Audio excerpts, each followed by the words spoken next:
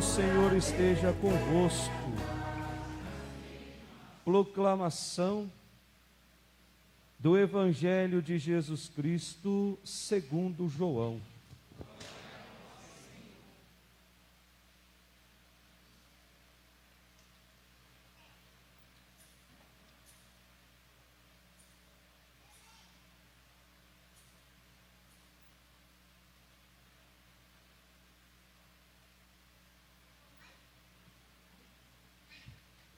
Naquele tempo, disse Jesus a Nicodemos: do mesmo modo como Moisés levantou a serpente no deserto, assim é necessário que o Filho do Homem seja levantado, para que todos os que nele crerem tenham a vida eterna.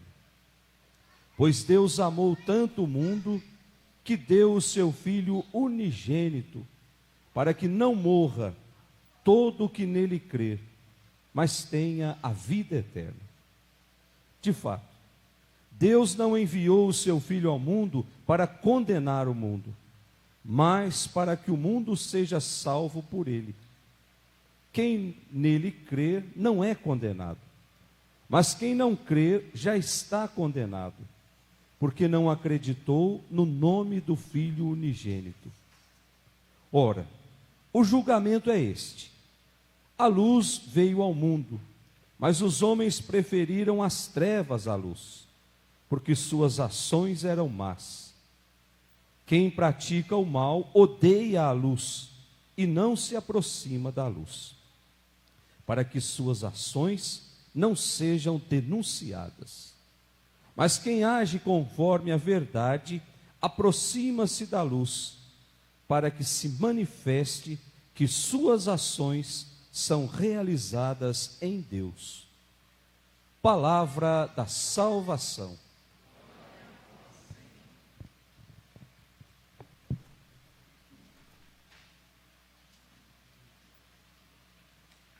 Que as palavras do Santo Evangelho perdoem os nossos pecados. Amém. Podemos sentar. Caríssimos irmãos, as leituras desse quarto domingo do tempo da Quaresma novamente vêm nos afirmar que Deus está muito interessado em construir uma história de amor com cada um de nós. E dentro dessa história de amor não fica fora a vida eterna. Que fique muito claro que Deus nos criou para o céu. E essa história de amor, aqui nessa terra, ela tende-se a estreitar a partir do momento que eu vou me aproximando de Deus. Quer pelos sacramentos, quer pela escuta da palavra, quer por uma vida santa. Então Deus está muito interessado nessa vida nova, nessa vida eterna. E nós vamos compreender bem, refletindo essas três leituras que nós acabamos de ler. Primeira leitura, tirada lá do livro das Crônicas, o capítulo 36. É a primeira vez no ano que a gente estuda um trecho do livro das Crônicas. É engraçado que esse livro contém uma série de histórias, que vai desde a criação do mundo até o exílio na Babilônia. E foi escrito mais ou menos lá pelo ano 513 antes de Cristo. E esse trecho que nós lemos na primeira leitura de hoje fala sobre dois fatos importantes. Só que esses dois fatos estão separados por um período de 50 anos.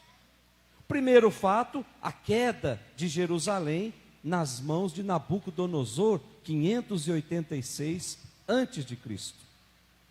E depois, 40 anos depois, a autorização dada por Ciro para que o povo voltasse para Jerusalém após a queda dos babilônios. Então, meus irmãos, essa história, na primeira leitura, ela não está sendo contada por um historiador, nem também por um analista político. essa história está sendo contada por uma pessoa que está interessada em ver a história a partir da luz da fé. Então, a destruição de Jerusalém, o incêndio no templo, a deportação do povo para a Babilônia, são vistos pelo autor como resultado lógico do pecado. Versículo 14 da nossa primeira leitura, que a gente pode analisar juntos, lá no comecinho da primeira leitura. Todos os chefes dos sacerdotes e o povo multiplicaram suas infidelidades, imitando as práticas abomináveis das nações pagãs, e profanaram o templo que o Senhor tinha santificado em Jerusalém. Portanto, o autor está vendo tudo isso como resultado de uma vida carregada de pecado.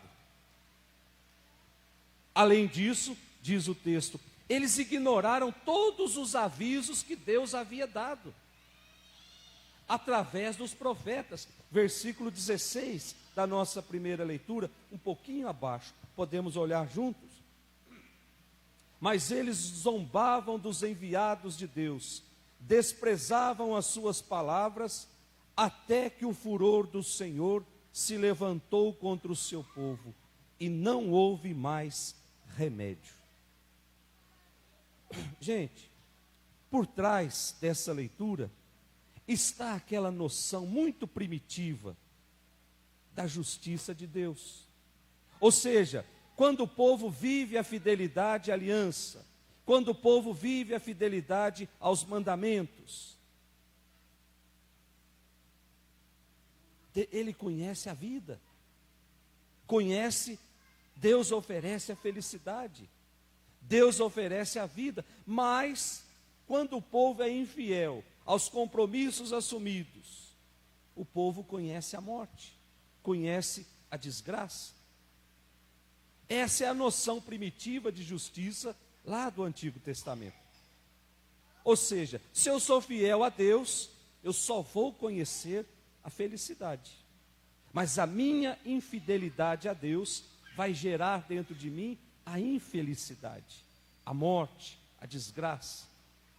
Mas o autor está consciente de que castigo não é a última palavra de Deus. Até porque seria uma contradição muito grande.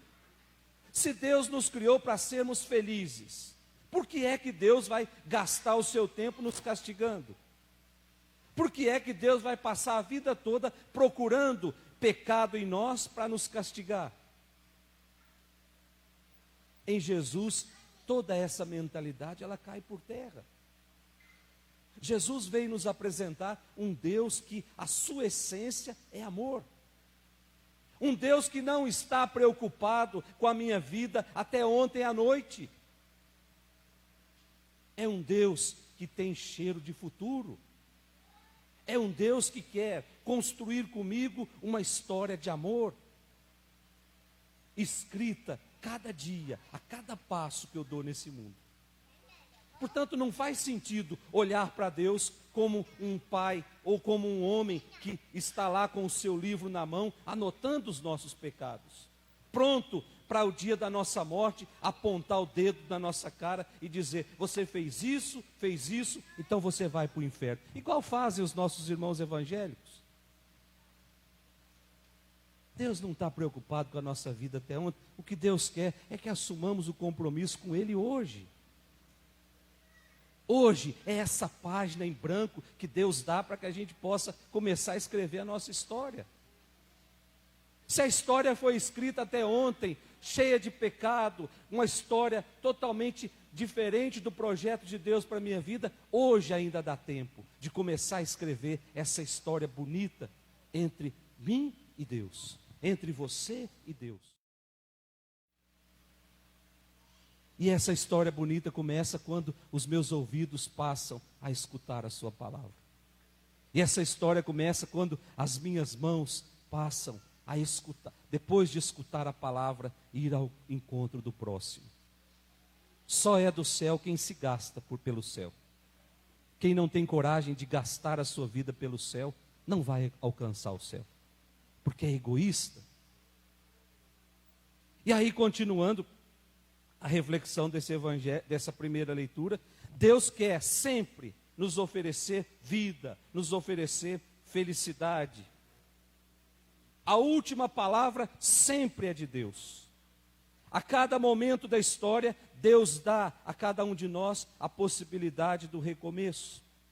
Portanto, nessa quaresma, esse texto nos abre um horizonte de esperança, nos convida a olhar mais para a nossa vida e perceber ali quanto eu preciso de Deus.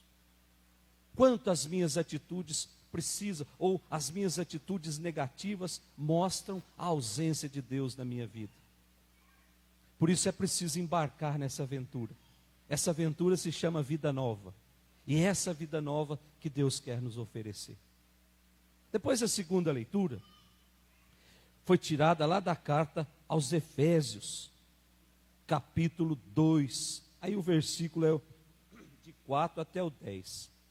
Essa carta está escrito carta de São Paulo aos Efésios. Mas existem muitas discussões sobre o autor dessa carta. Muitos dizem que não foi São Paulo, mas ela foi atribuída a São Paulo, que escreve da prisão lá no ano 58 depois de Cristo. E o texto de hoje faz parte da constatação da situação de pecado que o homem estava vivendo. E essa situação de pecado, o homem sozinho não consegue sair. Ele precisa da graça de Deus.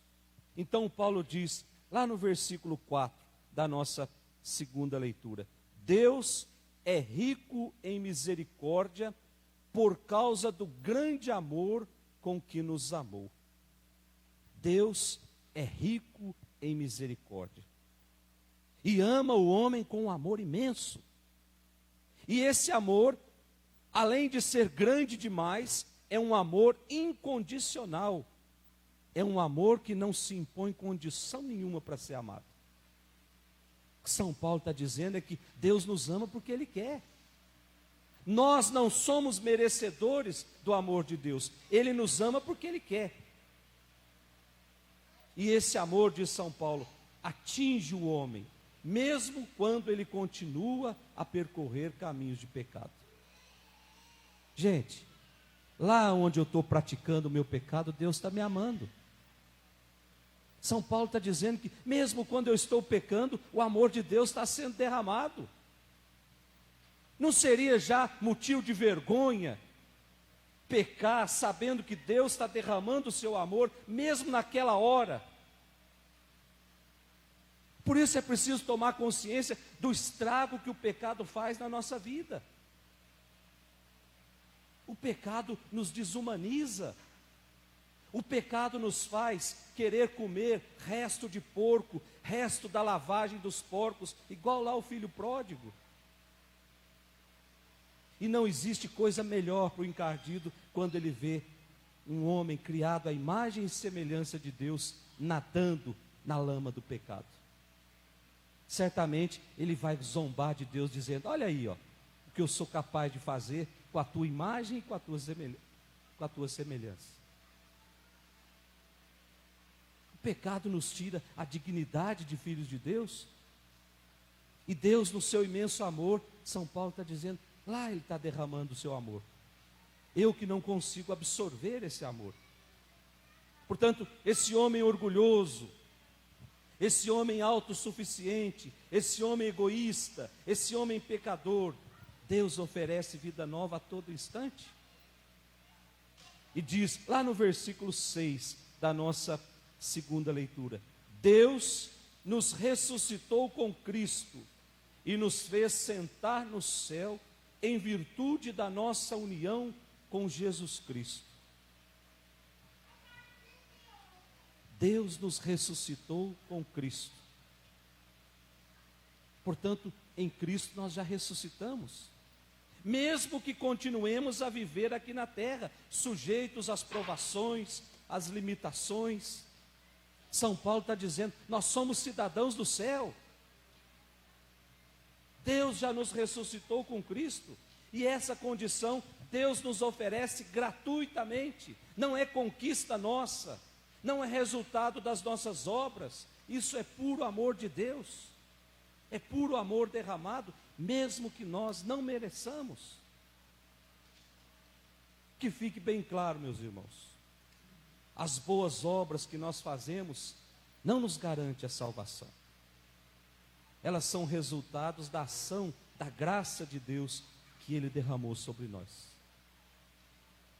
A gente pode passar a vida inteira fazendo boas obras, e no último dia da nossa vida, nós fecharmos os olhos para esse mundo e abrirmos os olhos lá nos braços do encardido. As boas obras precisam vir junto com uma mudança de vida. A quaresma é esse tempo bonito que a igreja nos proporciona para olharmos mais para a nossa vida e perceber como eu preciso de mudança de vida. Como eu preciso entrar no caminho de conversão. Como a luz precisa iluminar a minha vida para que eu possa enxergar que tem tanta sujeira ali dentro. E por fim, a gente olha o evangelho de hoje. O evangelho de hoje, de São João, capítulo 3, versículo de 14 até o 21. Esse evangelho, lendo só a partir do versículo 14, fica um pouco sem explicação.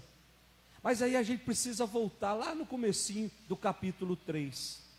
Esse evangelho faz parte de um longo discurso, ou de uma longa conversa que Jesus teve com Nicodemos, que era um grande líder, que era o chefe de um exército. E Nicodemos diz que vai procurar Jesus à noite, porque ele não queria se comprometer. Olha lá, Nicodemos, que trabalha para os romanos, indo procurar esse agitador político que saiu aí agora. Então essa conversa, ela se divide em 3 partes.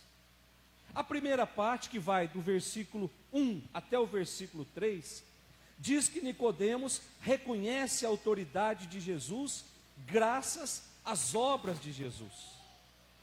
Mas Jesus diz que isso só não é suficiente. É preciso enxergar em Jesus o enviado de Deus. Depois tem a segunda parte, que vai do versículo 4 até o versículo 8. Que Jesus diz a Nicodemos que para entender a sua proposta, era preciso nascer de novo. E aí tem até aquela cena que Nicodemos debocha de Jesus. Como é que eu vou nascer de novo? Será que eu vou entrar de novo dentro da barriga da minha mãe? Não está escrito barriga, né, gente? Eu que falei, está escrito útero. E aí Jesus vem dizer para Nicodemos: é preciso nascer da água e do Espírito. E aí temos a terceira parte, que é o evangelho de hoje, em que Jesus diz que o projeto de salvação, ele é obra de Deus. Deus quer oferecer a salvação ao mundo através de Jesus. E aí Jesus explica para Nicodemos que o Messias deve ser levantado ao alto, como Moisés levantou a serpente no deserto. Vocês sabem dessa história de Moisés com a serpente? Talvez seja uma boa explicação para os nossos irmãos evangélicos que vêm dizer que nós adoramos imagens. O povo estava sendo picado por cobras venenosas, e aí Deus diz a Moisés: então você vai fazer uma serpente de bronze, e você vai colocar num lugar bem alto. Todo mundo que for picado por essa cobra e olhar para a serpente vai ser curado. A serpente de bronze não é uma imagem, gente? Ah, mas o padre está inventando isso. Livro dos Números, capítulo 21, versículo 8 e 9. Números 21, 8 e 9. Lá relata a história da serpente na haste. Só que Jesus usa dessa imagem para dizer da cruz, para falar da cruz. Jesus está falando para Nicodemos que ele vai ser levantado ao alto na cruz. Por isso é preciso que os homens acreditem no Filho do Homem. E acreditar, nós já meditamos ao longo de toda essa quaresma, acreditar é aderir à proposta de Jesus. Não é só acreditar num conjunto de informações, é fazer opção por Jesus, é aprender a lição do amor, é fazer da sua vida um dom aos irmãos. Não existe outro caminho para se chegar no céu, senão esse, gente. O céu não tem atalhos. O céu precisa ser ladrilhado com boas obras durante todo o tempo que Deus me concede estar aqui nessa terra. Por amor à humanidade, Deus enviou o seu Filho. E não foi um dos seus filhos, foi o Filho único. E esse Filho único trouxe uma proposta de salvação, e essa proposta de salvação nunca foi retirada. Ou seja, Deus nunca cansou de oferecer o céu para cada um de nós. No coração de Deus não existe essa, eu cansei. A humanidade está caminhando cada vez mais para o abismo, então eu cansei. No coração de Deus não existe isso. Deus sempre oferece e continua a oferecer a sua proposta de amor. Então, diante da proposta de salvação oferecida por Deus, o homem tem dois caminhos: aceita participar dessa vida nova ou se exclui da salvação. A vontade é do próprio homem. Mas tem que ficar bem claro que Deus nos ama sempre. E nós não temos o direito de pintar as paredes do mundo com a cor do desespero. Nós não temos o direito de atribuir a Deus todas as desgraças desse mundo. Nós não temos o direito de atribuir a Deus os sofrimentos, as injustiças. Nós não temos o direito de atribuir a Deus essa doença que está matando a humanidade. Isso tudo é fruto das escolhas erradas do homem. O homem criou tudo isso. Deus não tem nada com isso, porque Ele nos deu a liberdade. Nós não temos o direito de atribuir a Deus a falta de leito nos hospitais. Nós não temos o direito de atribuir a Deus a falta de vida, porque Deus é o Deus da vida, derrama a sua vida sempre. A dor e o sofrimento nunca foram vontade de Deus, mas sim frutos daquilo que o homem vai escolhendo ao longo de sua vida. Meus irmãos, nesse tempo da quaresma, a palavra de Deus vai nos dando as pistas para sabermos escolher, para sabermos fazer a escolha certa. É preciso ficar sempre do lado da vida e de tudo aquilo que agrega para que a vida seja de fato respeitada, que a vida seja de fato alastrada no nosso meio. Nada que gera morte é vontade de Deus. Por isso peçamos nessa Eucaristia que o Espírito Santo, essa luz que vem do alto, nos explique todas essas palavras. Em nome do Pai, do Filho e do Espírito Santo.